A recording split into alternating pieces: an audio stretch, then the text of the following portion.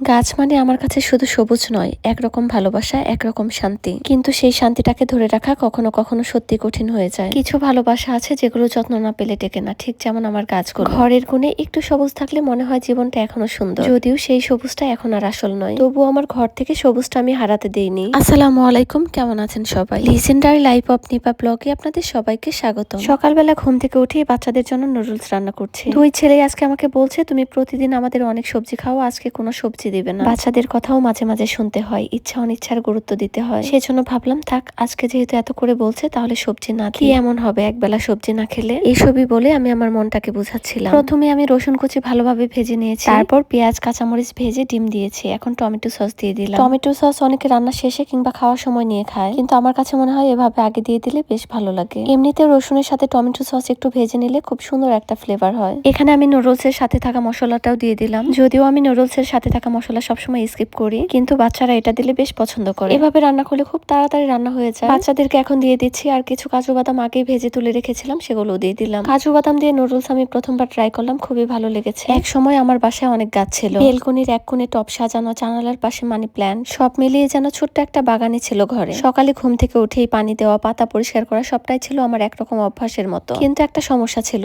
যখনই কোথাও বেড়াতে যেতাম 2-3 দিন কিংবা এক সপ্তাহ পরে এসে দেখতাম গাছগুলো একদম নুয়ে পড়েছে। বেশিরভাগ সময় আমি যখন গ্রামের বাড়িতে যাই আমার এক সপ্তাহ থাকাই হয়, সেই সময়টাতেই বেশি সমস্যা হতো। পাতা শুকিয়ে যেত, মাটি ফেটে যেত, আর গাছগুলোর সাথে কত গল্প জড়িয়ে থাকতো আমার, সেগুলো চোখের সামনে হারিয়ে যেতে দেখে খুব কষ্ট পেতাম। মনে হতো গাছও আমার সাথে অভিমান করেছে, তুমি আমাকে ফেলে কোথায় চলে গেলে। তারপর থেকেই বুঝলাম সব গাছ রাখা যায় না, সব গাছের যত্ন নেওয়াও সবার পক্ষে সম্ভব হয় না। তাই যেসব গাছের খুব যত্ন দরকার সেগুলো আর রাখি না। কিন্তু ঘরে একটু সবুজ না থাকলে যেন মনটাই অস্থির লাগে, চোখে ফাঁকা ফাঁকা লাগে, মনে হয় ঘরের হাওয়া যেন কেমন নিরানন্দ। তখন ভাবলাম সবুজের ছোঁয়া থাকুক, কিন্তু সেটা হোক আমার মতো সহজ ভাবে। তাই এখন ঘরে আর্টিফিশিয়াল গাছগুলোই বেশি রাখা হয়, তবু ঘরটা ভরে থাকে এক ধরনের সতেজতা। যখন সূর্যের আলো জানালা দিয়ে গাছগুলোর উপর পড়ে তখন মনে হয় এরা আসল না হলে আমার ঘরে এদের উপস্থিতি একরকম প্রাণ এনে দেয়। তাদের পানি দিতে হয় না, ফুল ফোটায় না, তবু আমার কাছে এরা মানে শান্তি আর সবুজ। কারণ শেষমেশ গাছ আসল হোক বা কৃত্রিম, সবুজ মানেই প্রশান্তি, আর সেই প্রশান্তিটাই খুঁজি আমরা প্রতিদিন। আমার প্রতিদিনের ব্যবহার করা জিনিসপত্র নিয়ে সবসময় আপনাদের অনেক কমেন্ট পাই, অনেকে আবার ইনবক্সে জানতে চান এগুলো কোথা থেকে নিয়েছি। আমি বিভিন্ন পেজ থেকে যেমন কেনাকাটা করি, তেমনি আমার বাসার পাশে যে মার্কেট গুলো আছে সেখান থেকে অনেক কেনাকাটা করি। মূলত যেসব জিনিস মার্কেটে অ্যাভেলেবেল না সেগুলো আমি বিভিন্ন পেজ থেকে নিয়ে থাকি। আমার আর্টিফিশিয়াল গাছগুলো বিভিন্ন পেজ থেকে নেওয়া, আর এখন যে ক্রোকারিজ আইটেম গুলো দেখাচ্ছে এগুলো সবই মার্কেট থেকে কেনা। আমার সাদা জিনিস খুবই পছন্দ, আমার সবকিছুতেই আপনারা একটু হলেও সাদার ছোঁয়া পাবেন। আমি ওয়াশরুমের জন্য যে হ্যান্ড ওয়াশের বোতলগুলো নিয়েছি এগুলো সিরামিকের, সামনাসামনি দেখতে আরো বেশি সুন্দর। আমি ফ্রিজে খাবার রাখার জন্য সবসময় এই টাইপের বাটিগুলো ব্যবহার করি। বাটিগুলো কাচের, এগুলো ফ্রিজার এবং মাইক্রোওয়েভ সেফ।